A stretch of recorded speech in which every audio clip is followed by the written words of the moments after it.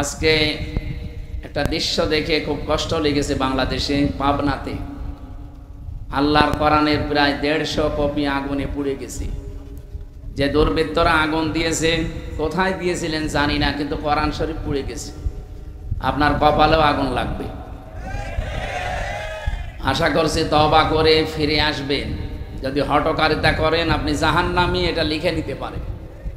আল কোরআন ও হুজ্জাতুল লাকা ওয়া আলাইকা, কোরআন কারো পক্ষে সাক্ষী হবে অথবা বিপক্ষে সাক্ষী হবে। আমরা কোরআনের পক্ষে সাক্ষী চাই না বিপক্ষে? বলেন বলেন। পক্ষে যদি সাক্ষী নিতে চান, কিয়ামতের দিন দুইটা বিষয় সুপারিশ করবে আল্লাহর সামনে দাঁড়িয়ে, কোরআন শরীফ আর সিয়াম। দুইটার সুপারিশই আল্লাহ কবুল করবে। কিন্তু সুপারিশ পাওয়ার যোগ্যতা তো আপনার থাকা লাগবে। কথা বলেন না কেন? আমি আকিস গ্রুপে ছিলাম খতিব হিসাবে। ওনারা, আপনারা জানেন, বাংলাদেশে বড় কোম্পানির ভেতরে একটা বিভিন্ন সময় সার্কুলার দেয়। অনেক ভক্তবৃন্দ আছে, বলে হুজুর আপনি শুধু একটু বলিয়ে দেবেন, আপনি মালিকের সাথে থাকেন, শুধু একটু বলিয়ে দেবেন, আমার কাজ হয়ে যাবে। তা আমি বলে দেব আর হয়ে যাবে মানে আপনার যোগ্যতা থাকা লাগবে না? তারা অন্তত অনার্স মাস্টার্স অথবা ডিগ্রি পাস ছাড়া নেবে না, আর আপনি ম্যাট্রিক ফেল করে বসে আছেন।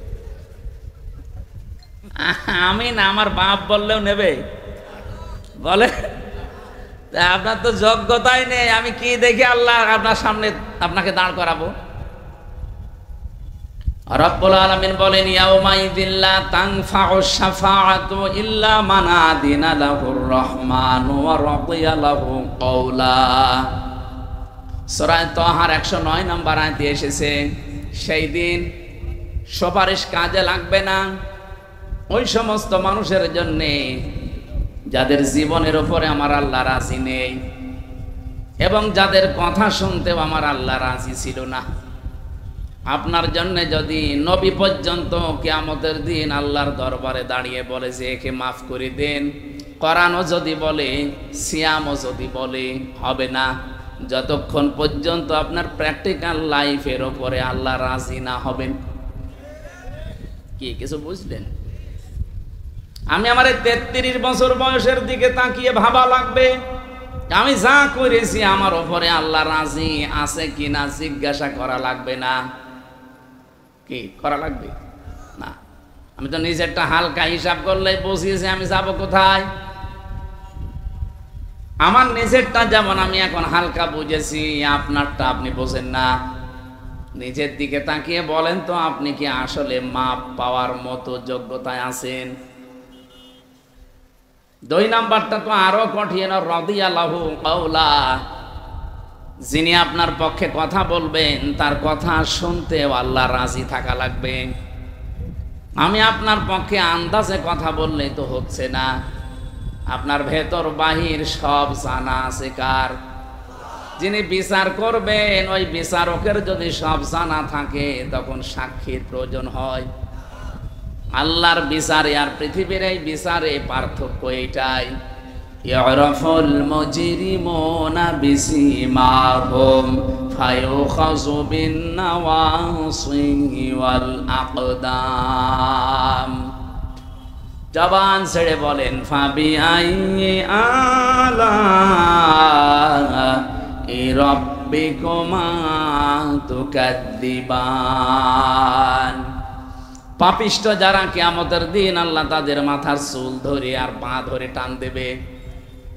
এই 2টা জিনিসের নাম দিলেন কেন? আমি আয়াতটা পড়ার পরে তাফসিরে দেখেছি, কিয়ামতের দিন মানুষের আকার আকৃতি আল্লাহ আসলটা রাখবে না, অধিকাংশ মানুষের আকারের হয়ে যাবে পার্থক্য। কমপক্ষে 10 প্রকার আকৃতির কথা এই আয়াতের তাফসিরে আছে। 10 রকমের সূরাত আর সিরাত দিয়ে কিয়ামতে আপনি উঠবেন। যতই সুন্দর চেহারা হোক, এটা আর থাকবে না। আপনার জীবন দেখে দেখে আল্লাহ ওই চেহারা তৈরি করে দেবে। পৃথিবীতে আপনাকে পাল্টিয়ে দিতে পারত, যেহেতু সম্মান আপনার অনেক বেশি। ওয়ালাকাদ কাররামনা বানি আদম, এ পৃথিবীতে সবচাইতে বেশি সম্মান আমি আল্লাহ দিয়েছি বনি আদম সন্তানকে। এই জন্য আমাদের আকৃতি পাল্টায় না, তো কিয়ামতের দিন পাল্টিয়ে যাবে। কারো আকৃতি হবে শূকরের মতো, কারো হবে কুকুরের মতো, কারো হবে সর্পের মতো, কারো শিয়ালের মতো। আকৃতি প্রায় 10 রকম আমি পেয়েছি। চিন্তা করলাম, আল্লাহ এই সমস্ত জিনিসের নাম দিলেন কেন? ভেবে দেখি দুনিয়াতে বহু মানুষের চরিত্র সাপের মতো আছে। একটা সাপ মানুষকে কামড় দেয়, লোকটা মরে যায়, সাপের কোনো লাভ হয়? বলেন না কেন? এই দাদা না,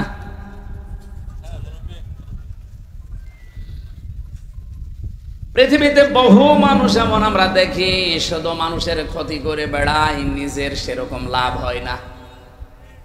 কি কথা বললেন? সকাল থেকে ওঠার পরে ধান্দা থাকে কার 12টা বাজাবো। এই 15.5 বছর যেরকম ছিল, কারে মামলা দেব, কারে মিথ্যা সাক্ষী দিয়ে জীবন নষ্ট করে দেব। রাজবাড়ি মনে হয় আপনারা টের পাননি। হাজারো মানুষ এখানে পরীক্ষিত, তারা এই যে বসে আছে ডানে বামে। সকাল থেকে উঠে যাদের এই চিন্তায় ছিল কারে বিপদে ফেলবো, কার 12টা বাজাবো। আপনি হাজি হতে পারেন, নামাজি হতে পারেন, আপনার আকৃতি কিয়ামতে থাকবে না। আমার তো এই আয়াতের ব্যাখ্যা পড়ার পরে মনে হয় বাংলাদেশে বহু ফেরেশতা কিয়ামতের দিন উঠবে যারা আকার আকৃতি সাপের মতো হবে।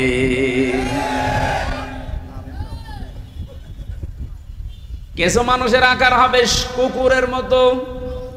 কুকুরের কাজ কি? আপনি 2টা কুকুরকে খাবার দেবেন পাশাপাশি, একটাকে চা দিয়েছেন, ও সারা দিন খেলেও শেষ হবে না, এরপরও দেখবেন পাশেরটায় হামলা দেয়। এই স্বভাব দেশে ছিল না? বলেন। আমাদের কুষ্টিয়ার হানিফ সাহেব, পরে আল্লাহ যাই দিয়েছিলেন, ও যদি মরণ পর্যন্ত খেত শেষ হতো না।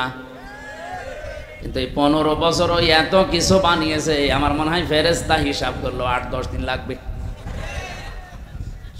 আপনি খুলনা, বাগেরহাট, সাতক্ষীরা এই 3টা জেলায় যেয়ে দেখেন, আমার মনে হয় প্রায় অর্ধেকই তার ছিল।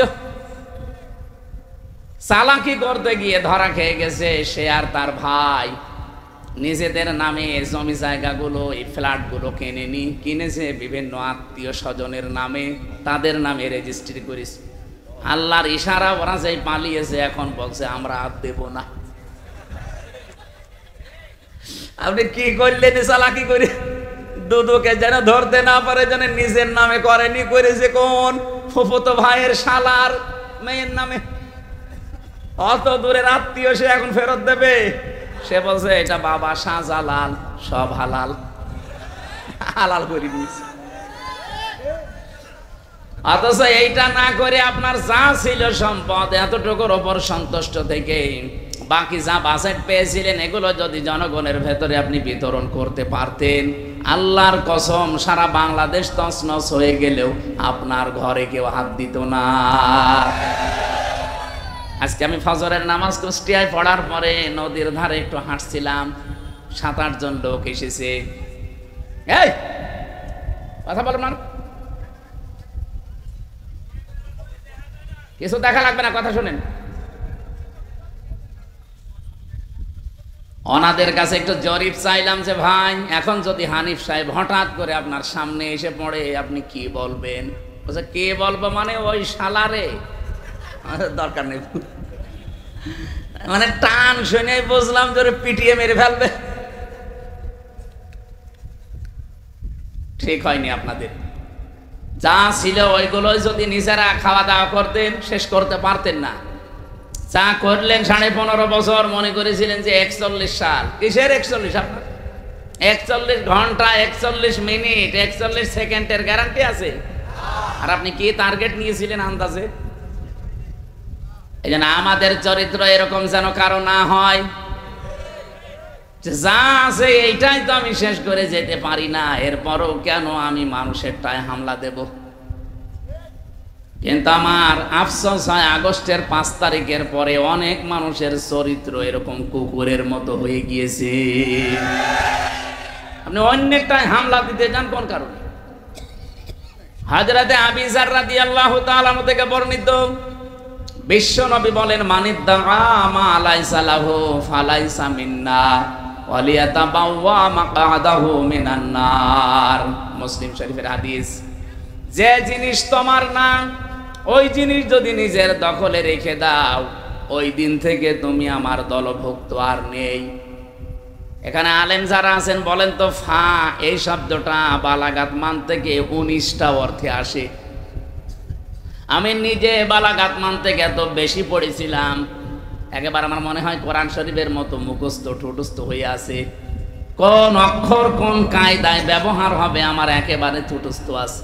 এই ফাটা নবীজি দেওয়ার কারণ হচ্ছে, আগে বর্ণিত কোনো দোষ যদি কেউ করে থাকে, পরের শাস্তি তার জীবনে মাস্ট বি আসবে। তাহলে আগের শাস্তি কি? আগের কাজটা কি? মানিদ্দাআ মা লাইসা লাহু, যে জিনিসের মালিক আপনি না, ওই জিনিস যদি আপনি জোর করে নিজের দখলে নিয়ে নেন, প্রথম শাস্তি হচ্ছে ফালাইসা মিন্না, আপনি নবীর উম্মত আর নেই।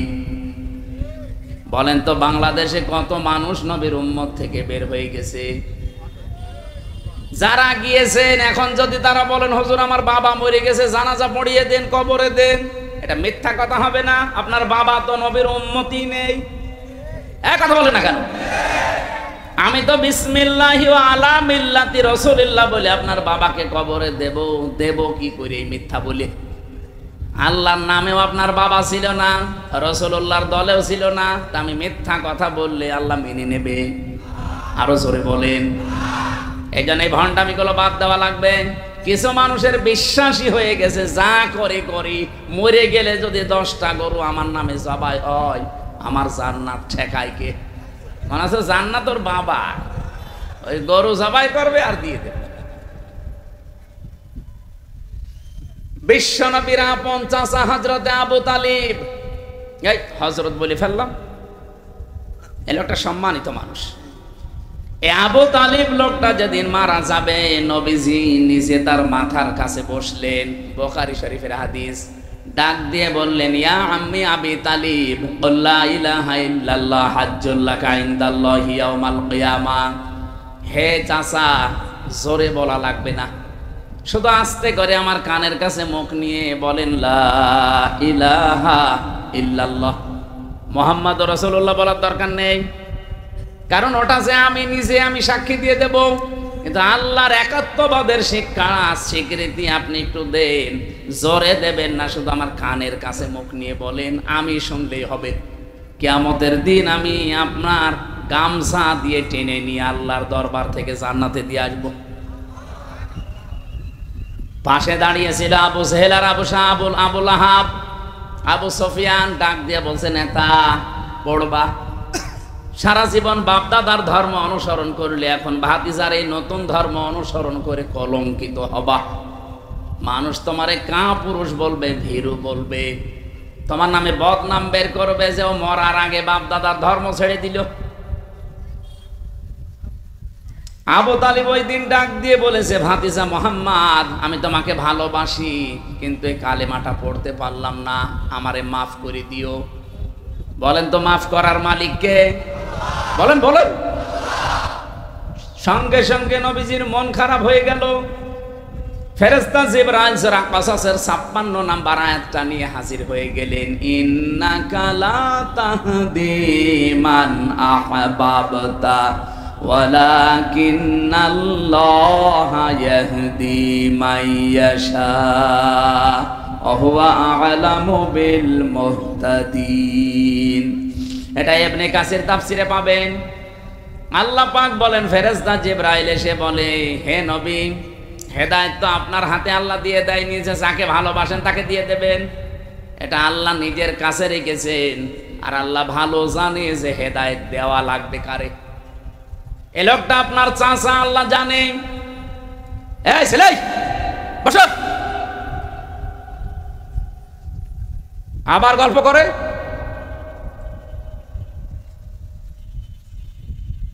এই লোকটা সারা জীবন বাড়িতে নিয়ে আপনাকে লালন পালন করিয়েছে, খাওয়িয়েছে, আমি দেখেছি। আপনি যে বারবার তাকে বললেন কালেমাটা পড়ো, জোরেও বলা লাগবে না, কানের কাছে মুখ নিয়ে বলো, তাও লোকটা পড়ে নাই। এই জন্য আমি আল্লাহ তাকে মাফও করি নাই। এরপরেও নবীজি আবু তালিবের কবরের পাশে দাঁড়িয়ে হাত তুলে মোনাজাতে বলেছিলেন, আল্লাহ চাচা আবু তালিবকে মাফ করে দাও। সঙ্গে সঙ্গে জিবরাইল এসে বলে, হে নবী হাত নামান। কার জন্য হাত তুলেছেন? মা কানা লিন-নাবিয়্যি ওয়াল্লাযীনা আমানু আইয়াস্তাগফিরু লিল মুশরিকিন ওয়ালাউ কানু উলি কুরবা মিন বা'দি মা তাবায়্যানা লাহুম আন্নাহুম আসহাবুল জাহিম। সূরা তাওবা 11 নম্বর পারার 4 নম্বর পৃষ্ঠার 4 নম্বর লাইনের 113 নম্বর আয়াতে আছে। এটাও ইবনে কাসিরে পাবেন। হে নবী, কার জন্য আপনি হাত তুলেছেন? এই লোকটা আপনার চাচা, আল্লাহ জানে। কিন্তু লোকটা তো মুশরিক। কোন নবীর জন্য, কোন ইমানদারের জন্যও জায়েজ নেই। আল্লাহ শুধু নবীর নাম বলতে পারতেন, ওয়াল্লাযীনা আমানু দিয়েছেন।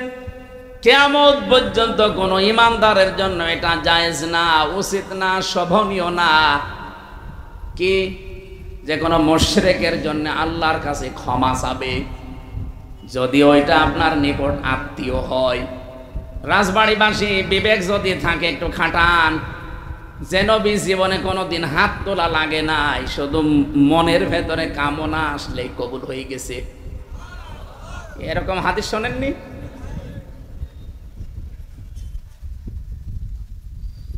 আসরের নামাজের সময় তিনি নামাজ আদায় করছিলেন বাইতুল মুকাদ্দাসের দিকে। 16 মাস একাধারে নামাজ পড়ছিলেন। হঠাৎ 2 রাকাতের পরে মনের ভেতরে একটা কামনা বাসনা যে আমি কাবার দিকে নামাজ পড়তে পারলে ভালো হতো। তাও 2 রাকাত হয়ে যাওয়ার পরে মনের ভেতরে একটু উকি দিয়েছে।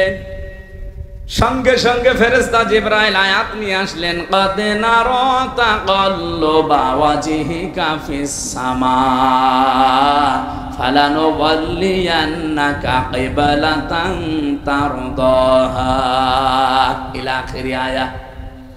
আল্লাহ পাক বলেন, হে নবী, আপনার মনের ভেতরে কি ও কিছু কি মারে? আপনি যে আকাশের দিকে মাথা তুলেছেন আমি বুঝেছি, আমি জানি আপনি কি চান। যেটা আপনি রাজি আছেন, যেটা আপনি সন্তুষ্ট আছেন, যা আপনার মন চায় ওই দিকে আপনি নামাজের ভেতরে ঘুরে পড়েন। এদিকে পশ্চিম মনে হয়, কোন দিকে? এদিকে। নবীজি নামাজ পড়ছিলেন এইদিকে, হঠাৎ করে তাকিয়ে ঘুরিয়ে নামাজের ভেতরে দিকে ঘুরে পড়লেন। আপনি চিন্তা করেন তো, 2 রাকাত নামাজ হয়ে গেছে আসরের, আরো 2 রাকাত বাকি আছে। এমন একটা সময় মনের ভেতরে কামনা আসলে যেই নবী নামাজের ভেতরে ঘুরে ফেলতে পারে পুরাটা উল্টা, আর সেই নবী হাত তুলে বসে আছে। আল্লাহ বলছেন হাত নামান। আপনার নিকট আত্মীয়তাতে কি, কিন্তু লোকটা মুশরিক। লোকটা কি? আরো জোরে বলেন। মুশরিকের জন্য শুধু নবী না, ইমানদারের জন্যও ক্ষমা চাওয়া জায়েজ নেই। বলেন। অথচ বাংলাদেশে টাটকা মুশরিক মরে যায়, আর আমরা কবরে দিয়ে মোনাজাত এমন করা করি, মনে আছে যে জান্নাত আমার বাবার, আমি আজকে দিয়ে আসব। আপনাকে রাগ না করে নিজের সাথে মিলান, আপনার ঈমান আছে না আপনি মুশরিক। বহুবার এই কথা আমি ইঙ্গিত দিয়েছি। আল্লাহ যেটা পারে ওইটা অন্য কেউ পারে, এই বিশ্বাস করার নাম শিরিক। আর শিরিক যারা করে তারা মুশরিক। এর সাথে দ্বিমত আছে কারো? বলেন তো, সন্তান পৃথিবীতে দিতে পারে কে? এটা অন্য কেউ পারে। কেউ যদি মনে করে না আমারে 8 রশিরে বাবাও পারে হালকা, আপনি যদি মনে করে থাকেন আপনি কিন্তু শিরিক করে ফেলেছেন। আর শিরিক কে? কথা বলে না কেন? কেউ পারে না সন্তান দিতে। আমাদের জাতির পিতার জীবনের দিকে তাকান। 86 বছর বয়স পর্যন্ত তিনি একটা দোয়া করেছিলেন, রব্বি হাবলি মিনাস সলিহিন। 1-2 দিন, 5 বছর, 10 বছর না, 86 বছর একাধারে। 86 বছর পরে আমার আল্লাহ জবাব দিয়েছেন, ফাবাশশারনাহু বিগুলামিন হালিম। হে ইব্রাহিম, তোমাকে আমি একটা হালিমের সুসংবাদ দিলাম। হালিম মানে চাচা হালিম না মামা হালিম? কি হালিম দিয়েছিলেন আপনি চিন্তা করেছেন? কি ধৈর্যের পরীক্ষায় আমার আল্লাহ দোয়ার জবাব দিলেন। 1-2 বছর 5 বছর বিয়ের পরে না, 86 বছর পর এমন হালিম আল্লাহ দিয়েছিলেন। ফালাম্মা বালাগা মাআহু সাআয়া ক্বালা ইয়া বুনাইয়া ইন্নী আরা ফিল মানাম আন্নী আযবাহুকা ফানজুর মাযা তারা। সন্তান যখন 14 বছর বয়স, বাবার সাথে একটু চলাফেরা করতে পারে। এই যে হালিমের ব্যাখ্যাটা বোঝার জন্য আমি বলছি, এদিকে তাকান।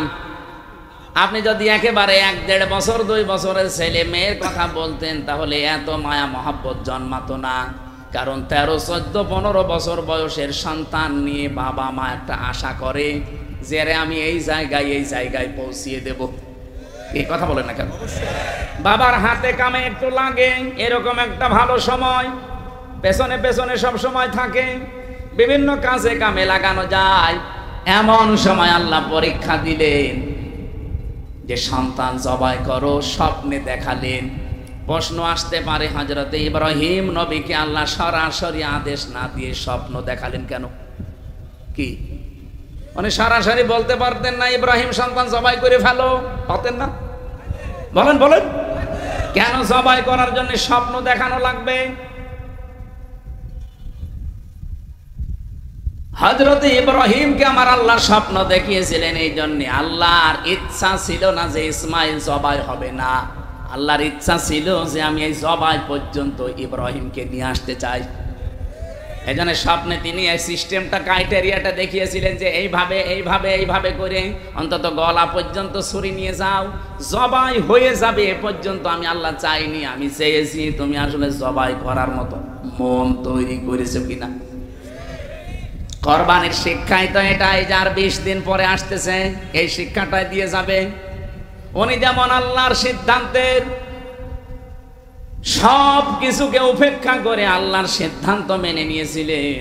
এই পৃথিবীতে আমরা সব গুনাহ, সব অপরাধ যদি ছেড়ে দিয়ে নিজের মনকে ইব্রাহিমের মতো শক্ত করতে পারি, এবারের কোরবানি কবুল হয়ে যাবে।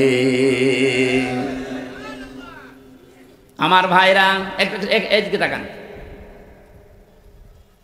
স্বপ্নে তিনি দেখিয়েছিলেন এই কারণে হযরতে ইব্রাহিমও চিন্তা করেছেন, কি গো আমার সন্তান আমি আল্লাহর হুকুম পেয়েছি জবাই করে ফেলবো, কিন্তু না, আল্লাহ যে গোলামিন হালিম দিলেন, কেমন হালিম এটা আমি দেখবো। একে আসলে হালিম না চাচা হালিম? চাচা হালিম বিক্রি হয় না বলে এখান দিয়ে? মামা হালিম? মামা চাচা হালিম না, এ গোলামিন হালিম। তিনি পরীক্ষা করার জন্য বললেন, ইয়া আবাতি ফাআল মা তুমার সাতাজিদুনি ইনশাআল্লাহু মিনাস সাবিরিন। আমি স্বপ্নে দেখলাম তোমাকে জবাই দেব, এখন তোমার রায় বলো। হযরতে ইসমাইল এমন হালিম ছিলেন, তিনি ডাক দিয়ে বলেছেন, হে আমার সম্মানিত পিতা, যা আদিষ্ট হয়েছেন আপনি পালন করেন, আপনি আমাকে ধৈর্যশীলদের মধ্যে পাবেন। শুধু ধৈর্যশীল পাবেন, তাহলে সবের বলতেন, তিনি সাবিরিন বলেছেন বহু বছর। তাফসিরে ফি জিলালিল কোরআন সাইয়্যিদ কুতুব লিখেছেন, তিনি সাবিরিন বললেন কেন? এই কারণে তিনি সাবিরিন বলেছিলেন, কারণ সবের বললে নিজের ভেতরে একটা আমিত্ব, অহংকার আসতে পারে যে আমি শুধুমাত্র ধৈর্যশীল। এরকম পরীক্ষা দুনিয়ার কেউ দিতে পারে না। তিনি সাবিরিন বহু বছর লাগিয়ে বাবাকে জানিয়ে দিলেন, বাবা আমি নিজেকে অহংকার মুক্ত করে বলছি, আমার মতো বহু ইসমাইল দুনিয়ায় আছে, তারাও ধৈর্যের পরীক্ষা দিয়েছে, আমি তাদের ভেতরে একজন, আমার কোনো অহংকার নেই।